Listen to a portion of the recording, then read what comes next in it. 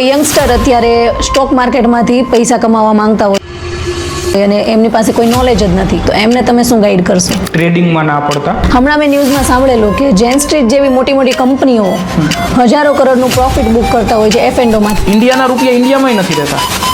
આપણે જે લોસ કરી છે ને ફોરેન વાળા લઈ જાય. પ્રોફિટેબલ કંપની હોવા છતાં એક મોટો એમણે નિર્ણય લીધો છે ટ્રેડિંગ સેક્ટર છોડવાનો. એના હું 1 કરોડ રૂપિયાના શેર લઈશ ને તો એ સ્ટોક 10%ની સર્કિટ મારી દેશે. સ્મોલ કેપ ઇન્વેસ્ટમેન્ટ માટે સૌથી બેસ્ટ છે. એમાં વિશાલ મલખાન અને અસ્મિતા પટેલ પાસેથી કે જેઓ હાઈ ફીઝ આના પરથી ચાર્જ કરતા હોય છે. વિડીયો તમે યુટ્યુબ ઉપર સર્ચ કરશો વિશાલ મલખાન એક્સપોઝ તો બી મળી જશે. લોકો અત્યારે શીખી રહ્યા છે જે ઇન્વેસ્ટર ગુરુઝ કહેવાય.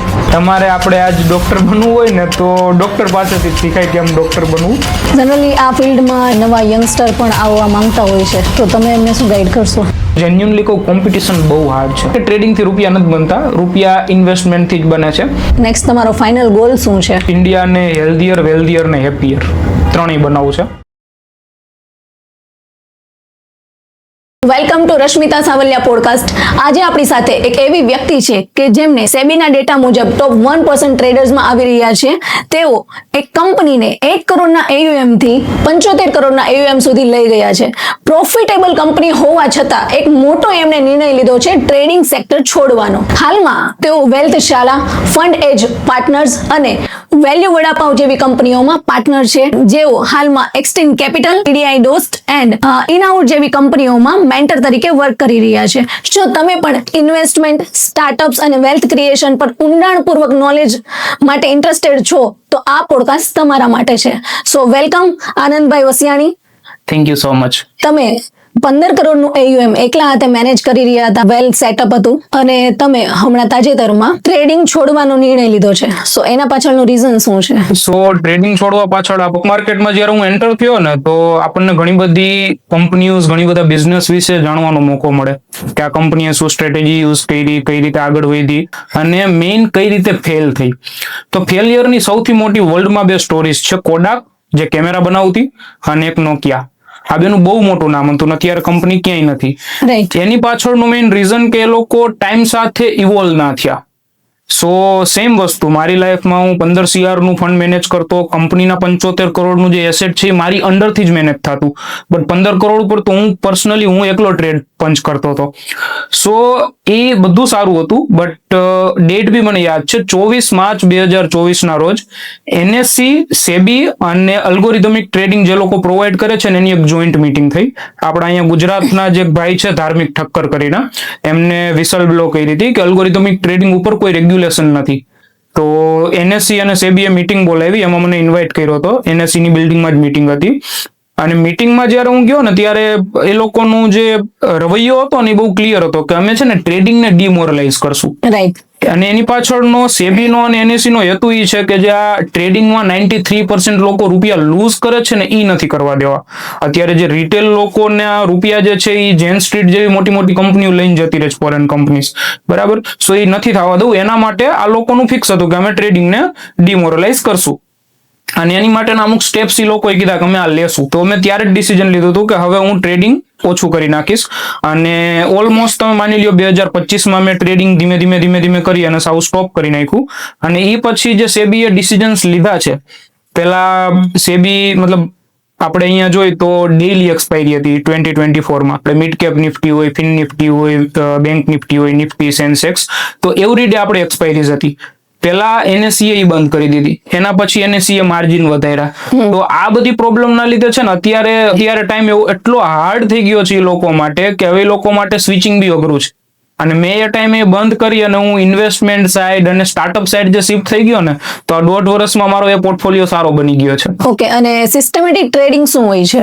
હા, સો જ્યારે હું ટ્રેડિંગ કરતો હું એમ કહું છું ને કે અમે 15 કરોડ મેનેજ કરતા. ઘણા લોકોને એમ થાય કે યાર સારું છે આ તે, બટ અમે એ રીતે ટ્રેડિંગ નહીં કરતા જે અત્યારે આપણે અહીંયા ગુજરાતમાં, મેઇનલી સુરતમાં અને રાજકોટ, અમદાવાદમાં જે લોકો ટ્રેડિંગ કરે છે ને એ શું કરે, સવાર 9 થાય ને એટલે ફોન ઉપાડે, બરાબર. પછી જોવે કે આજ તો શું લાગે છે, માર્કેટ ઉપર જાય એવું લાગે છે તો હાલો કોલ બાય કરી લ્યો, માર્કેટ નીચે જાય એવું લાગે છે તો પુટ બાય કરી લ્યો. એ રિયલ ટ્રેડિંગ નથી. હું જયારે 15 CR મેનેજ કરતો ત્યારે કંપનીમાં અમે જયારે ટ્રેડ પંચ કરતા, રાઈટ, તો એક ટ્રેડ નું લોજિક દેવું પડે. સપોઝ કરો કે મેં કોઈ બી અમે ઓપ્શન સેલિંગ કરતા, રાઈટ 40 રૂપિયા ઓપ્શન સેલ કર્યો અને 60 રૂપિયાનો સ્ટોપ લોસ મૂક્યો. હવે એમાં મને પ્રોફિટ થયો, લોસ તો ભૂલી જાવ, ઇન કેસ પ્રોફિટ થયો છતાંય મારે કંપનીને રિપોર્ટ દેવો પડે કે આ 40 રૂપિયા જ મેં શું કરવા સેલ કર્યો, 41 કેમ ના કર્યો, 60 જ કેમ સેલ એક્ઝિટ કર્યું, 61 કેમ ના કર્યું, એનો સ્ટોપ લોસ અહીંયા જ કેમ આવ્યો. બરાબર. સો આ બધી વસ્તુ ક્યાંથી આવે? બેક ટેસ્ટિંગ ઉપરથી.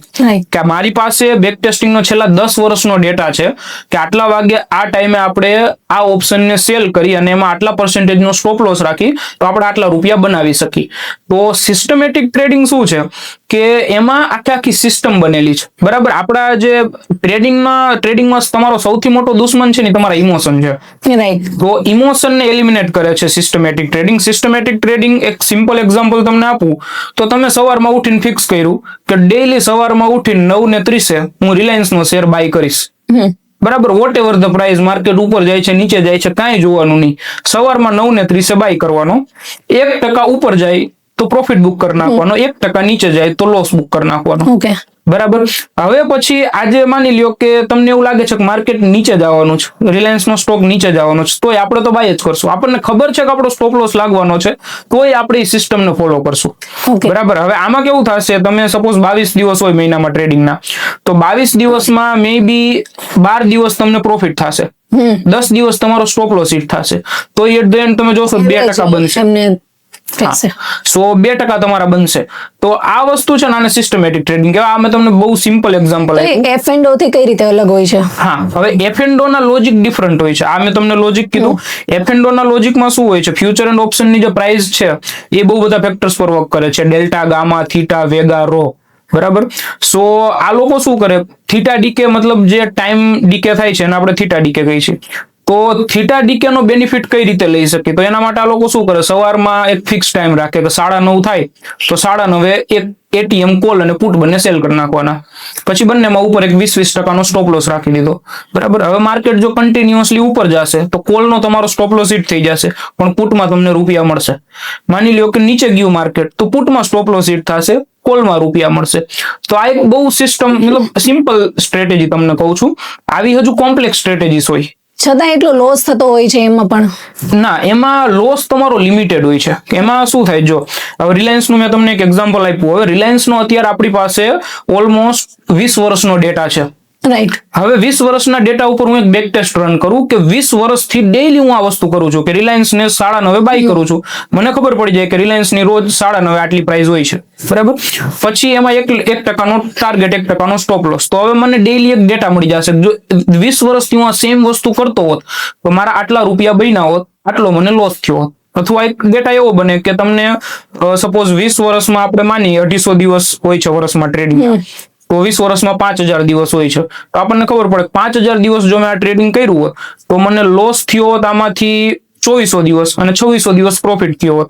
અને એનો આખો ડેટા પ્રોપર બને કે પર્સન્ટેજ વાઇઝ કેટલો પ્રોફિટ થયો છે પ્લસમાં ડ્રો ડાઉન. આપણે સિસ્ટમેટિક ટ્રેડિંગમાં કોઈ એવું પર્ટિક્યુલર હોય છે કે મારે એક ફિક્સ કંપની જ સિલેક્ટ કરવાની હોય છે? ના, ડિપેન્ડ. મેં તમને એક સ્ટ્રેટેજી કીધી અત્યારે 1% વાળી. બરાબર. હવે તમે બધા સ્ટોકમાં એનાલાઇઝ કરો, રિલાયન્સ નું એનું બેક ટેસ્ટ કરો, HDFC નું કરો, ICICI નું કરો, TCS નું કરો, એમાં જેમાં સારું રિઝલ્ટ મળે એના ઉપર રન કરવાની. ઓકે. અને મેજોરિટી લોકો કેમ લાર્જ કેપ કંપનીઝ વધારે સિલેક્ટ કરતા હોય છે? લાર્જ કેપ કંપનીમાં લિક્વિડિટી મળી જાય છે આપણને. સપોઝ કરો કે મારે 1 કરોડ રૂપિયાના કોઈ બી એવી કંપની છે જેની વેલ્યુએશન જ 100 કરોડ છે, બહુ નાની કંપની છે, એના હું 1 કરોડ રૂપિયાના શેર લઈશ ને તો એ સ્ટોક 10% સર્કિટ મારી દેશે. પણ રિલાયન્સ ના તમે 1 કરોડના શેર લ્યો તો એને કઈ ફરક નહીં પડે. રાઈટ. સ્મોલ કેપમાં ઇન્વેસ્ટમેન્ટ કરવાના શું ફાયદા હોય છે? સ્મોલ કેપ ઇન્વેસ્ટમેન્ટ માટે સૌથી બેસ્ટ છે, કેમ કે આ જે રિલાયન્સ છે બેઝિકલી માણસોના માઇન્ડમાં છે ને જે રિટર્ન છે એ સ્ટોક પ્રાઇસના રિલેટેડ છે. કે રિલાયન્સનો શેર પ્રાઇસ 2000 રૂપિયા છે, બરાબર, એ 4000 થાય તો મારા રૂપિયા ડબલ થઈ જાય, અને 2000 થી 1000 થાય તો મારા રૂપિયા અડધા થઈ જાય. પણ હકીકતમાં એવું નથી હોતું. સ્ટોક પ્રાઇસ જે છે ને મેન્યુપ્યુલેટ થઈ શકે અને ચેન્જ થઈ શકે. ઘણા બધા, જેમ કે સપોઝ આપણે તમને આઈડિયા હોય બોનસ ઇસ્યુ છે, સ્ટોક સ્પ્લિટ. હવે સ્ટોક સ્પ્લિટ થયો તો 2000 વાળો શેર 1000 થઈ જશે, બટ તમારી વેલ્થ નહીં ઘટે, કેમ કે 1000 રૂપિયાના તમને 2 શેર મળશે. બરાબર. બટ જે મેઇન ડિફરન્સ છે, તમારા રૂપિયા ક્યાંથી બનશે? રિલાયન્સની માર્કેટ કેપ ઉપરથી. માર્કેટ કેપ રિલાયન્સની અત્યારે 20 લાખ કરોડ છે. હવે 40 લાખ કરોડ થશે ને ત્યારે તમારા રૂપિયા ડબલ થઈ જશે. તમે 1000 નહીં ખાશે 2000 થઈ જશે. અને સ્મોલ કેપમાં શું છે, માની લો કોઈ કંપની છે કે જે 1000 કરોડની છે, બરાબર. તો હવે 1000 કરોડ ને 2000 કરોડ થવું બહુ ઈઝી છે. 1000 કરોડની કંપનીને 10,000 કરોડે પહોંચાડવી બહુ ઈઝી છે. બરાબર. તો એમાં 10 ગણા થવાના ચાન્સીસ વધારે છે. રાધર દેન રિલાયન્સમાં તમારા રૂપિયા 10 ગણા કરવા છે ને, તો રિલાયન્સ અત્યારે 20 લાખ કરોડની છે, એ 200 લાખ કરોડની બનશે ને ત્યારે તમારા રૂપિયા 10 ગણા થશે. તો એ બહુ મોટો રસ્તો છે. અને પેલી 1000 કરોડ થી 10,000 કરોડ ઈઝી છે. એટલે એમાં ઈઝી છે પણ રિસ્કી પણ છે. હા, risk is equal to reward હશે જ કોઈ બી જગ્યાએ. મતલબ જ્યાં વધારે રિસ્ક હશે ત્યાં જ વધારે રિવોર્ડ મળશે. બટ જો તમે લર્નિંગ કરી, શીખી અને પછી ઇન્વેસ્ટ કરો છો, બરાબર, કંપનીના જે બેઝિક ફંડામેન્ટલ્સ છે એને એનાલિસિસ કરો છો અને પછી ઇન્વેસ્ટ કરો છો, તો આપણે રિસ્ક ઓછું કરી શકીએ છીએ. આનંદભાઈ, F&O વિશે સૌથી મોટો મિસકન્સેપ્શન શું હોય છે લોકોના માઇન્ડમાં? સૌથી મોટો મિસકન્સેપ્શન એ છે કે 10,000 ના 10 લાખ અહીંયા બની જાય છે. Right. બરાબર. તો બેઝિકલી હું ઘણા લોકોને મળું ને તો મને એમ કે મારે યાર, મેં એમ નથી કહેતા કે મેં ફ્યુચર એન્ડ ઓપ્શન સ્ટાર્ટ કર્યું છે, મેં ઓપ્શન ટ્રેડિંગ સ્ટાર્ટ કર્યું, એટલું નોલેજ નથી. ફોન કરીને મને શું કે ખબર છે, આપણું કોલપુટનું ચાલુ કર્યું હો. એટલે હું અહીંયા જ સમજી જાઉં કે આ લોકોએ શું સ્ટાર્ટ કર્યું છે. કોઈક ભાઈબંધ પાસેથી જુગાર રમતા શીખીને આવ્યા છે બધા. એટલે F&O મેઇન અત્યારે સૌથી મોટો મિસકન્સેપ્શન તમને કહું ને એમાં, તો માણસોને એવું છે કે F&O થી છે ને હું પેસિવ ઇન્કમ બિલ્ડ કરી લઈશ, અથવા હું એટલી, મને ઘણા લોકો શું કે ખબર છે કે મારી પાસે 10,000 છે, તું મને F&O માં કંઈક એવું શીખવાડી દે, મારે જાજા નથી જોતા, ખાલી મારા માવાના સિગરેટના રૂપિયા નીકળી જાય ને, રોજના 500 રૂપિયા નીકળી જાય, 200 રૂપિયા નીકળી જાય ને એવું કરાવી દે. તો એ પ્રોફિટેબલ છે નથી. F&O માં એને જે 10,000 નાખે છે એ જતા રહેવાના છે. ઓકે, બરાબર. F&O સ્ટાર્ટિંગમાં એમને વધારે પ્રોફિટ થતો હોય છે. હા, નહીં, સ્ટાર્ટિંગમાં નથી થતો, એ તો બિગિનર્સ લકના લીધે એક બે ટ્રેડમાં થઈ જાય છે. બટ F&O ની શરૂઆત ક્યાંથી થાય છે એ તમને કહું છું. મેઇન અત્યારે આપણું જે હ્યુમન માઇન્ડસેટ રહ્યું ને, લોકો શું કરશે, આજ હું છું તો મેં ટ્રેડિંગ કર્યું F&O માં, સપોઝ 10,000 રૂપિયા નાખ્યા અને એક કોલ પુટનો ટ્રેડ લીધો, માર્કેટ મારી ફેવરમાં ચાલી ગયું, તો મને 10,000 મળી ગયા 10,000 ની સામે. બરાબર. તો હવે જે દિવસે મને 10,000 નો પ્રોફિટ થશે ને તેથી હું આખા મારા ભાઈબંધને આખા ગામમાં બધાને કહીશ કે જો આજ હું 10,000 કમાણું. બરાબર. પણ જે દિવસે મને લોસ થાય ને તેથી હું કોઈને કહેવા નહીં જઉં. તો માર્કેટમાં મેઇન પ્રોબ્લેમ જ આ થાય છે. હવે બીજો વ્યક્તિ જે સામેવાળો હશે મારો ફ્રેન્ડ, એ તો જોશે કે યાર આને તો એક દિવસમાં 10,000 બનાવી લીધા. બરાબર. હું તો આખો મહિનો જોબ કરું ત્યારે 30,000 બને છે. તો એ લોકો એનો એક્ઝિસ્ટિંગ બિઝનેસ જે છે એ પણ સાઈડ કરીને આના ઉપર ફોકસ કરતા હોય છે. ઉપર ફૂલ ફોકસ કરે છે. પણ હું લોકોને કહું છું કે તમને જ્યારે કોઈ બી તમારો ફ્રેન્ડ આવીને એમ કહે ને કે આજ મેં આટલો પ્રોફિટ કર્યો, એને સિમ્પલ ક્વેશ્ચન પૂછો કે ભાઈ મારો એક દિવસનો નથી જોવો, તું મને તારા એક વર્ષનું સ્ટેટમેન્ટ બતાવી દે. એ વ્યક્તિ જો એક વર્ષમાં પ્રોફિટેબલ હોય ને તો તમે એની વાત આંખ વીચીને માનજો, હું ના નથી પાડતો. બીજું, એ તમારો ફ્રેન્ડ તમને એમ કે મેં ચાલુ જ 3 દિવસ પહેલા કર્યું તોય પાછા ન માનતા, ભલે કદાચ પ્રોફિટમાં હોય, કેમ કે એને 3 દિવસનો એક્સપિરિયન્સ તમને શું શીખવાડી દેશે. એક તો વર્ષ દિવસનો એક્સપિરિયન્સ અને વર્ષમાં પ્રોફિટેબલ હોવો જોઈએ. આપણને એમ લાગે છે પણ સેબીનો ડેટા જે કહે છે ને 93% લોસ કરે છે. તમારી આજુબાજુ 10 લોકો ટ્રેડિંગ કરતા હશે ને, આઈધર 10 લોસમાં હશે ને આઈધર 9 હશે. તમારી એવું રેકોર્ડમાં છે જ કે ભાઈ 90% લોસ જ છે જ. હા, તો પણ લોકો સ્ટાર્ટ કરતા હોય છે. કરે છે કેમ કે બધાને એમ થાય છે કે યાર આ સૌથી ઇઝીએસ્ટ વે છે રૂપિયા કમાવાનો, પણ F&O trading is hardest way to earn money. Right. અને પર્ટિક્યુલરલી આપણે વાત કરીએ સેબીની, તો સેબીએ કયા કયા બદલાવ કરેલા છે ટ્રેડિંગમાં? ટ્રેડર્સ મતલબ આ લોકોએ તો મૂક્યું નહીં ટ્રેડિંગ કરવાનું, તો સેબી કે હવે અમે થોડુંક સ્ટ્રિક્ટ કરી નાખી. તો સેબીએ છે ને બદલાવ રિટેલના પર્સપેક્ટિવથી કંઈ નથી કર્યા. માર્કેટમાં બે પાર્ટિસિપન્ટ છે, બરાબર. એક છે રિટેલ લોકો અને એક છે બહુ મોટા ઇન્સ્ટિટ્યૂટ્સ. હવે બેયની રિક્વાયરમેન્ટ છે. જો મોટા ઇન્સ્ટિટ્યૂટ નહીં હોય તો રિટેલ ટ્રેડિંગ નહીં કરી શકે. એટલે ગવર્મેન્ટે શું કર્યું કે મોટા ઇન્સ્ટિટ્યૂટને તોડવાનું કામ કર્યું છે. હવે તમને એની બેઝિક એક ગાઈડલાઈન આપું ને, તો સૌથી પહેલા એ લોકોએ શું કર્યું, અમે જે ટ્રેડિંગ કરતા ને અમારું બેક ટેસ્ટિંગ ઉપર આખો ડેટા હતો અને ટ્રેડિંગ થતું, બરાબર. કે નિફ્ટી છે તો નિફ્ટીના છેલ્લા 10 વર્ષના ડેટા ઉપર અમે બેક ટેસ્ટ કર્યું હોય કે આટલા વાગે અમે ટ્રેડ લીધું, આટલા વાગે એક્ઝિટ કર્યું, તો આનું આ રિઝલ્ટ મળશે. હવે સેબીએ શું કર્યું, સૌથી પહેલા તો ડેઈલી એક્સપાયરી બંધ કરી નાખી. બરાબર. પહેલા રોજ એક્સપાયરી હતી. સોમવારે મિડ કેપ, મંગળવારે ફિન નિફ્ટી, બુધવારે બેંક નિફ્ટી, ગુરુવારે નિફ્ટી અને શુક્રવારે સેન્સેક્સ. 5 દિવસ એક્સપાયરી હતી. સૌથી પહેલા તો એને બધી એક્સપાયરી બંધ કરી દીધી. 2 જ એક્સપાયરી રાખી, નિફ્ટી અને સેન્સેક્સ. તો એ સિસ્ટમ ઉપર જે સ્ટ્રેટેજીસ ચાલતી હતી એ બંધ થઈ ગઈ અમારી. સેકન્ડ, એના પછી એને શું ચેન્જ કર્યો કે જે એસટીટી હતો, સિક્યુરિટી ટ્રાન્ઝેક્શન ચાર્જ, એ વધારી દીધો. હવે જે નાના લોકો હોય ને, જે 10,000 રૂપિયા લઈને ટ્રેડિંગ કરતા હોય ને, એને તો એમ થાય કે એસટીટી થી શું ફરક પડે. એના લીધે બજેટ હમણાં જે આવ્યું એમાં પણ ડિબેટ હતી વધારે કે ભાઈ એસટીટી હાઈ થઈ ગયો છે. એ છે ને બીજી વખત કર્યું છે બરાબર. ટોટલ 2024 પછી મેં ટ્રેડિંગ મતલબ મીટિંગમાં જઈને આવ્યો ને પછી સેબીએ 2 વખત એસટીટી વધારી દીધો છે, 2 બજેટમાં વધાર્યો છે. તો એસટીટી થી શું થશે, અમે લોકો જે ટ્રેડિંગ કરતા ને, હવે હું જે 15 કરોડ મેનેજ કરતો તો 15 કરોડ ઉપર અમારું પ્રોફિટ કેટલો હોય, 2%. રાઈટ. બરાબર. હવે 2%માં ગવર્મેન્ટે જે એસટીટી વધાર્યો ને, તો એસટીટી થી તમારો પ્રોફિટ મતલબ જે ફંડ મેનેજમેન્ટ ચાર્જીસ? હા, નહીં, 15 કરોડ ઉપર અમે ટ્રેડિંગ કરતા ને એમાં અમે 30 લાખ રૂપિયાનો પ્રોફિટ કરતા. મતલબ એવરેજ તમે વર્ષે ગણો તો મહિને અમારો 2%નો પ્રોફિટ, વર્ષે 24% જેવો પ્રોફિટ જનરેટ થતો. એ 30 લાખમાંથી પછી અમને તો અમારું પર્સન્ટેજ હોય કે મને 7% કમિશન મળે, બરાબર. બટ પ્રોફિટ જનરલી 2% થતો, જેટલું ફંડ છે એનું. હવે 2%માં કેવું છે કે હવે અમે માની લો કે ઇન્વેસ્ટર સાથે એવી ડીલ કરી છે કે 1% અમે તમને આપશું ફિક્સ, બરાબર. તો મારા કેટલા બને છે, એમાંથી 2% કાઢું છું તો 1% ઇન્વેસ્ટરને આપું તો 1% મારા બને. હવે ગવર્મેન્ટે જે એસટીટી વધાર્યો ને, તો એસટીટી વધારવાના લીધે શું થયું, જે 2% બનતું હતું ને 1.8 બનવા માંડ્યું. રાઈટ. હા, એટલે હવે ઇન્વેસ્ટરને તો 1 દેવાનો જ છે, અમારા 0.8 થઈ ગયા. એના પછી બીજું માસ્ટર સ્ટ્રોક એ લોકો લઈને આવ્યા કે માર્જિન 30% થી વધારી દીધા. એટલે હવે હું જે 1 કરોડમાં ટ્રેડ લઈ શકતો હતો ને, એ ટ્રેડ લેવા માટે હવે મારે 1 કરોડ ને 30 લાખ રૂપિયાની જરૂર પડે છે, બરાબર. તો હવે મારો જે 1.8% વાળો પ્રોફિટ હતો ને, પર્સન્ટેજમાં 1.6 થઈ ગયો. તો મારા હાથમાં તો 0.6 જ આવે છે, બરાબર. અને પછી પાછું ફરીથી એ લોકોએ એસટીટી વધારી દીધો તો હવે 1.5 સુધી આવી ગયો.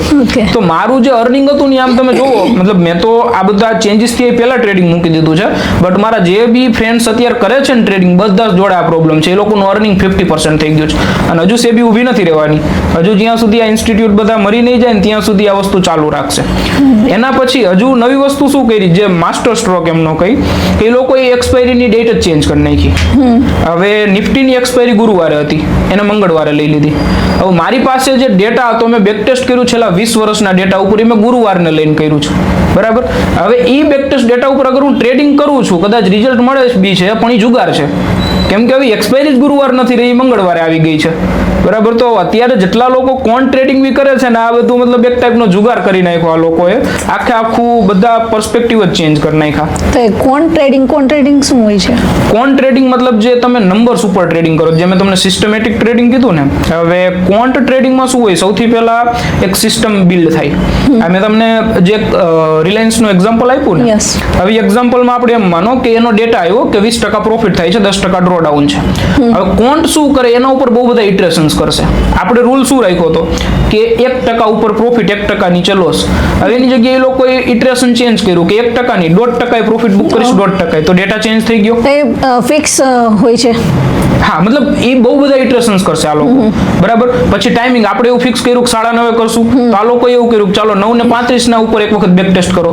તો 9:35 માં બેક ટેસ્ટ કર્યું તો રિઝલ્ટ આવ્યું કે પ્રોફિટ જે 20% હતો એની જગ્યાએ 25% થઈ ગયો અને ડ્રો ડાઉન 10% નો 8% થઈ ગયો. તો હવે આ સ્ટ્રેટેજી રન કરશે 9:35 ઉપર. તો ક્વોન્ટમાં શું હોય કે આવા બહુ બધા ઇટરેશન્સ કરશે અને એના ઉપરથી એક સ્ટ્રેટેજી ફાઇનલ થશે. પછી ફાઇનલ થયેલી સ્ટ્રેટેજી એ ઓટોમેટિક રન થશે, મતલબ એક ટેક ટીમ હોય કે એ સ્ટ્રેટેજીને આખી કોડ કરી નાખે. એટલે સવારમાં 9:35 થાય ને તો આપણે ટ્રેડ નહીં પાડવાનો, કમ્પ્યુટર ઓટોમેટિક ટ્રેડ પાડી દે. અહીંયા આપણે સુરતમાં બધા લોકો ઘણા બધા એને રોબોટ કહે છે. તો હા, એ બેઝિકલી એક ટાઈપનું ક્વોન્ટ ટ્રેડિંગ જ છે, બરાબર. બટ એ આખું સિસ્ટમેટિકલી અને ડેટા ડ્રીવન હોય. એવું નહીં કે મને લાગે છે માર્કેટ ઉપર જાય તો કોલ લીધો, મને લાગે છે નીચે જાય તો પુટ લીધો. એ ફિક્સ જ હોય. એ સવારમાં 9:35 માર્કેટ કદાચ નીચે જવાનું હોય તો એ સિસ્ટમ રિલાયન્સ બાય કરી લેશે, ભલે પછી એને ડ્રો ડાઉન કે લોસ બુક કરવો પડે, બટ એ કરી લેશે. અને જે મોટી મોટી કંપનીઝ જે રૂપિયા બનાવે છે એ બધી આ મતલબ કોન્ટ ટ્રેડિંગ ઉપર જ બનાવે છે. એમાં કઈ કંપનીઝ હોય છે? મોટી કંપનીઝ અત્યારે તમે જોશો ઇન્ડિયા લેવલે અગર આપણે વાત કરી તો ગ્રેવિટોન છે, ટાવર રિસર્ચ છે, પછી આલ્ફાગ્રેપ કરીને છે, અને વર્લ્ડ લેવલે જુઓ તો જેન સ્ટ્રીટ જેવી કંપનીઓ છે, પછી રેનાઇસન્સ કરીને છે. તો આ બધી કંપનીઓ અત્યારે, આ લોકો તો HFT ઉપર છે. ઓકે.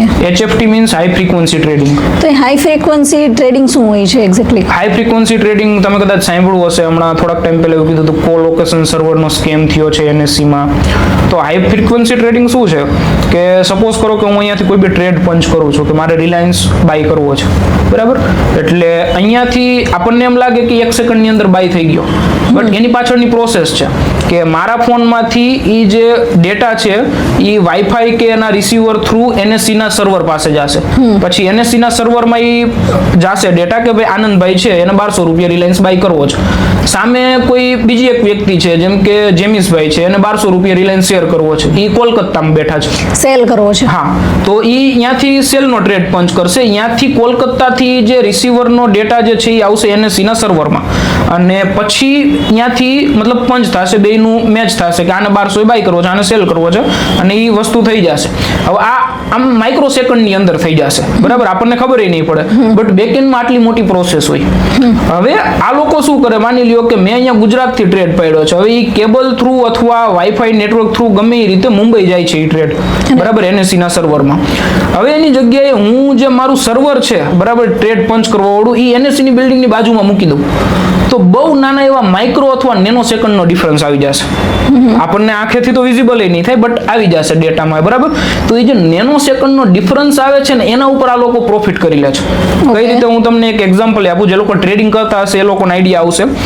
જે નાની સ્ક્રિપ્ટ્સ હોય છે ને, મતલબ સ્મોલ કેપ કંપની તમે કહો છો જેમાં લિક્વિડિટી એટલી બધી નથી હોતી, તો એવા સ્ટોકમાં તમે જ્યારે જાશો ને, તમે 520 રૂપિયા સપોઝ પ્રાઇસ ચાલે છે, તમે 520 રૂપિયા બાયનો ઓર્ડર નાખશો ને તો 520.5 માં તરત જ ઓર્ડર આવી જશે, અને તમે તમારો ઓર્ડર ડિલીટ કરશો ને તો ઓલો ઓર્ડર તરત જ જતો રહેશે, બરાબર. તો આ લોકો એટલું મતલબ અહીંયાથી તમારો ઓર્ડર NSE ના બિલ્ડિંગમાં માઇક્રો સેકન્ડમાં પહોંચે ને એ પહેલા તો એનો ઓર્ડર વચ્ચે નાખી દે છે.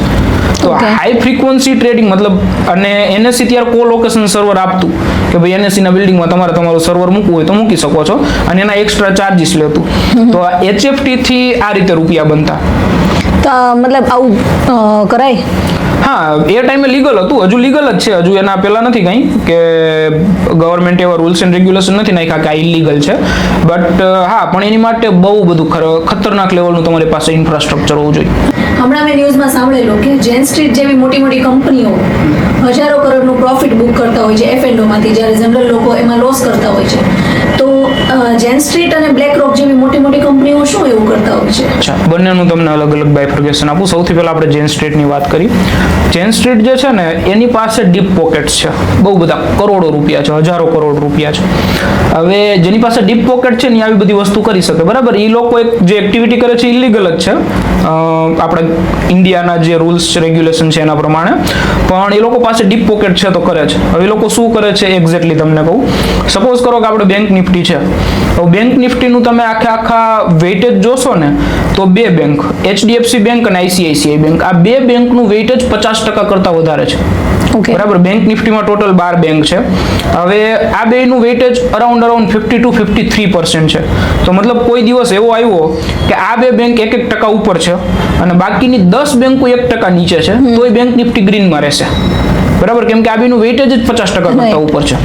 હવે આ લોકો શું કરશે, જેવું 3 વાગ્યા આજુબાજુનો ટાઈમ આવશે ને, જેવું બેંક નિફ્ટીની એક્સપાયરી હશે, તો એ દિવસે HDFC બેંક અને ICICI બેંકના 2000 કરોડના શેર બાય કરશે, બરાબર. એટલે 2000 કરોડના શેર તમે બાય કરો તો બે સ્ટોક 1% તો ઉપર જતા જ રહેવાના છે, અને બેંક નિફ્ટી 0.5% ઉપર જતી રહેવાની છે, બરાબર.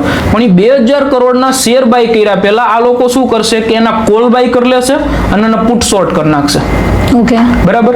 એટલે હવે એ લોકોએ માની લ્યો કે 500 કરોડના કોલ બાય કરી લીધા, અને એ કોલ બધાય છે. હવે તમે વિચારો, બેંક નિફ્ટીની એક્સપાયરી છે 3 વાગ્યા પછી, તો જો બેંક નિફ્ટીનો 0.5%, અત્યારે 50,000 બેંક નિફ્ટી ચાલે છે, 0.5% એટલે કેટલો, 250 પોઈન્ટ થયા, તો 250 પોઈન્ટ ઉપર જાય તો ઓલું 500 કરોડ વાળું 2000 કરોડ રૂપિયા તો કોલ તો પહોંચી જ જવાના છે 3-4 ગણા આરામથી.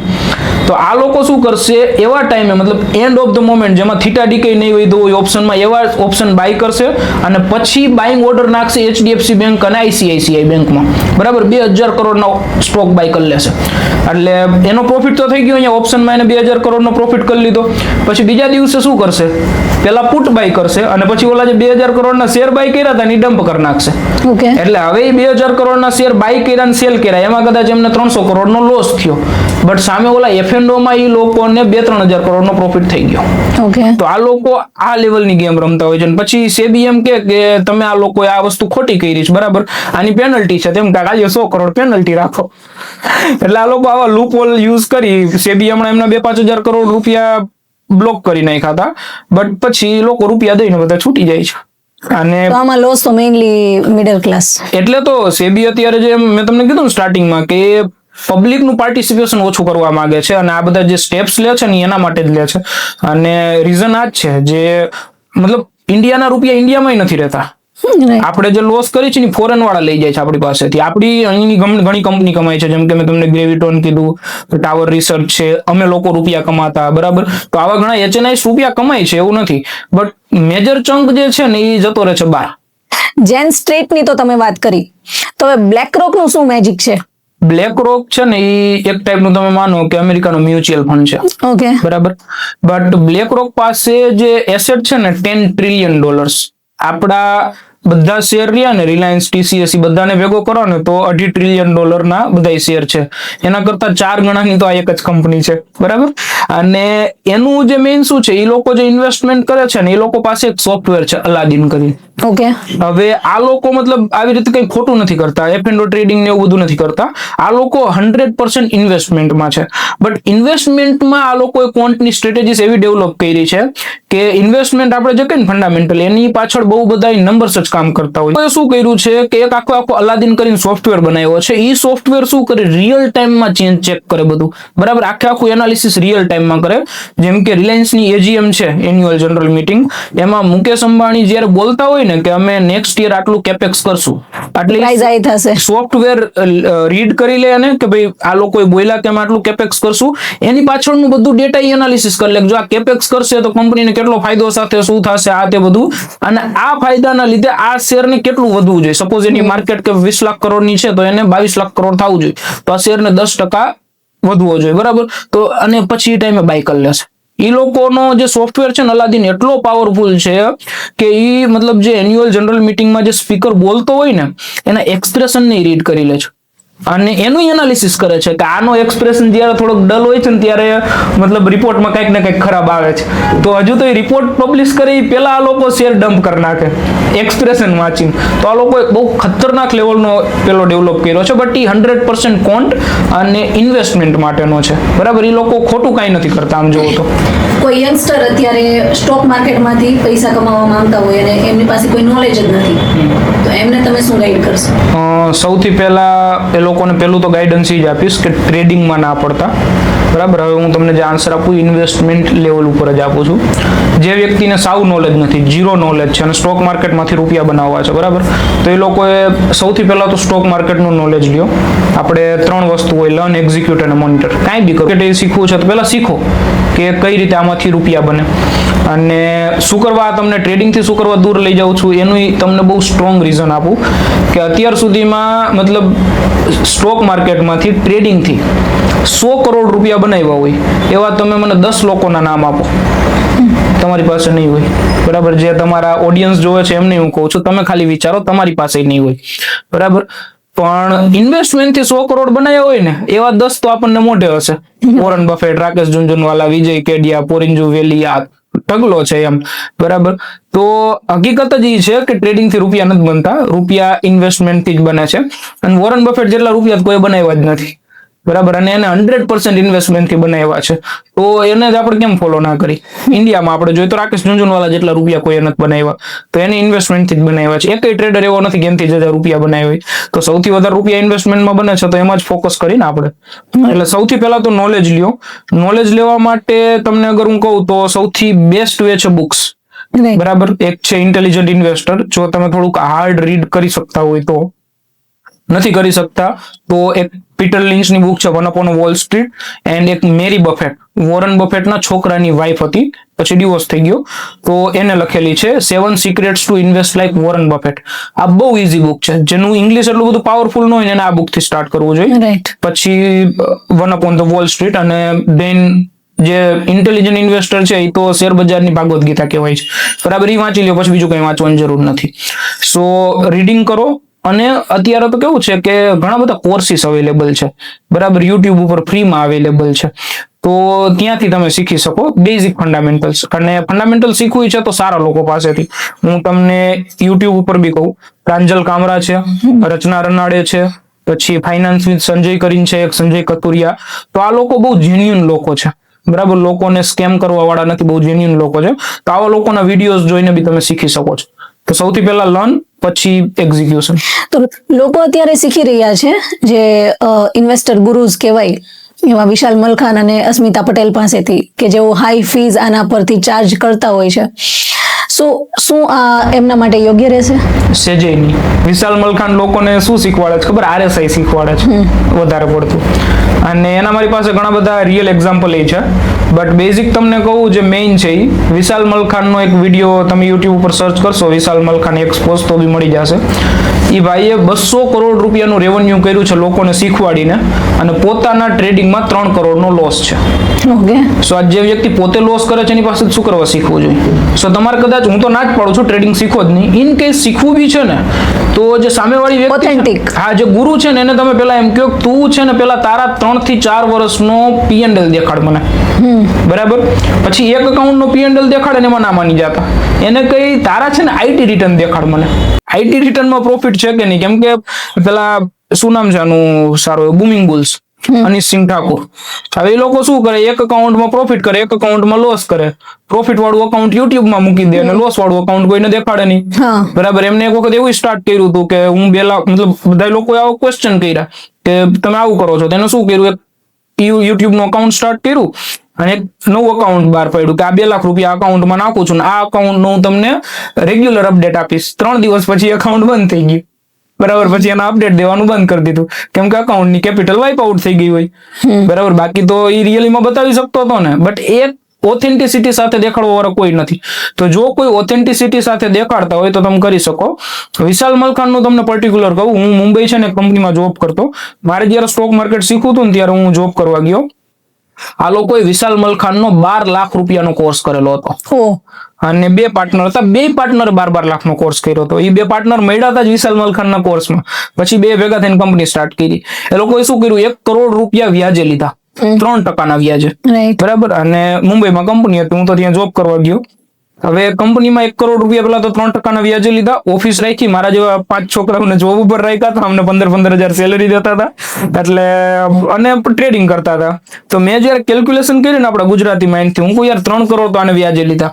ઓફિસનું ભાડું, અમારો બધાનો પગાર, બધું ગણીને 6% તો થઈ જતા હતા. ટોટલ 6 લાખ રૂપિયાનો ખર્ચો હતો. તો હું કહું એવો તો કયો ધંધો 6% કરતા વધારેનું મંથલી રિટર્ન આપે, બરાબર. એટલે મને તો ત્યારથી થોડુંક ડાઉટફુલ લાગવા માંડ્યું કે આ સંઘ દ્વારકા પહોંચશે નહીં. પણ થયું શું કે 4 મહિનામાં એ લોકોએ 1 કરોડના 2 કરોડ કરી નાખ્યા. 1 કરોડ રૂપિયા પ્રોફિટ. એટલે મેં કીધું નહીં, હવે કીધું આ લોકો જ્યાં લગી પ્રોફિટ કરે ત્યાં લગી આપણે શીખીએ અહીંયાથી. બટ એ લોકો છે ને લિટરલી જુગાર રમતા હતા. 40 લાખના ઓપ્શન બાય કરીને ઓવરનાઇટ લઈ જતા હતા. અને ઓપ્શન જે લોકોને આઈડિયા છે એમને ખબર જ છે, માર્કેટ મતલબ તમે કોલ ઓપ્શન બાય કર્યો, માર્કેટ 100 પોઈન્ટ નીચે ખુલ્યું એટલે ઓપ્શન તો હોઈ ગયો, બરાબર. તો આ લોકોના ફેવરમાં ચાલતું ત્યાં સુધી 1 કરોડના 2 કરોડ થયા. 2 કરોડ થયા એટલે આ લોકોએ શું કર્યું, વિશાલ મલખાન જયારે મુંબઈ આવ્યા ને ત્યારે સ્પેશિયલ હોટલમાં એમના મતલબ એમને પેલું ફ્લાવર્સ ની બધું દેવા માટે ગયા કે તમારી પાસે જ શીખીને અમે 1 કરોડના 2 કરોડ કર્યા. અને અમે આખી ટીમે મુંબઈમાં બહુ મસ્ત પાર્ટી કરી હતી રૂપિયાથી, બરાબર, તાકાતથી. પણ પછી વિશાલ મલખાન શું કરશે, પછી આ લોકોના 2 કરોડના 0 થઈ ગયા. ઓકે, બરાબર. અત્યારે એ જે ઓનર છે ને એમાં એક મેં તમને કીધું ને 2 પાર્ટનર હતા. એક પાર્ટનર તો ફૂલ રૂપિયા વાળી પાર્ટી હતી, એમને કઈ વાંધો ન આવ્યો, ચેન્નાઈના હતા, એ લોકો સેટલ થઈ ગયા. બીજા જે પાર્ટનર છે ને આજે બી દેણામાં છે. મારો તો ગુરુ છે એટલે હું તો ગુરુ ભાવથી હજુ ઘણી વખત મળું છું, બરાબર. પણ હજુ મતલબ એમની આખી લાઈફસ્ટાઈલ પતી ગઈ છે. વિશાલ મલખાન શું કરશે, જયારે આ લોકો પેલું ટેસ્ટિમોનિયલ લઈને ગયા, બરાબર, ત્યારે એ લોકોએ રેકોર્ડ કરી લીધો કે આમને 1 કરોડના 2 કરોડ કરી દીધા. તો લોકો તો એ જોઈને આવી જશે, પણ લોકોને નથી ખબર કે પછી 2 ના 0 થઈ ગયા. સો આવા મતલબ, અને મેં તો એક જીવતો જાગતું ઉદાહરણ જોયું ને, એ પાછા મારા ગુરુ હતા એટલે મને થોડીક લાગણી વધારે છે. એટલે હું વધારે લોકોને ના પાડું છું કે મતલબ આવા લોકો પાસેથી તો ના જ શીખો તમે કે જે ખુદ લોસમાં છે. અને જે પ્રોફિટેબલ છે ને તમને શીખવાડશે ને, એ તમને કહી દઉં. ટ્રેડિંગ નહીં શીખવાડે, ઇન્વેસ્ટમેન્ટ કદાચ શીખવાડી દેશે તમને. કેમ કે ટ્રેડિંગમાં શું છે, મારી એક સ્ટ્રેટેજી ચાલે છે, સારી ચાલે છે, રૂપિયા મળે છે, બરાબર. તો હું કોઈને શું કરવા શીખવાડું? એ બી રાઈટ છે. ટ્રેડિંગમાં તમને મળશે જ નહીં. હું જે સ્ટ્રેટેજી મેં પ્રોફિટ કર્યા છે ને મેં આજ સુધી કોઈ નથી શીખવાડી. આનંદભાઈ, અત્યારે ઇન્વેસ્ટમેન્ટ ફિલ્ડમાં કઈ કઈ ઓપોર્ચ્યુનિટીઝ અવેલેબલ છે?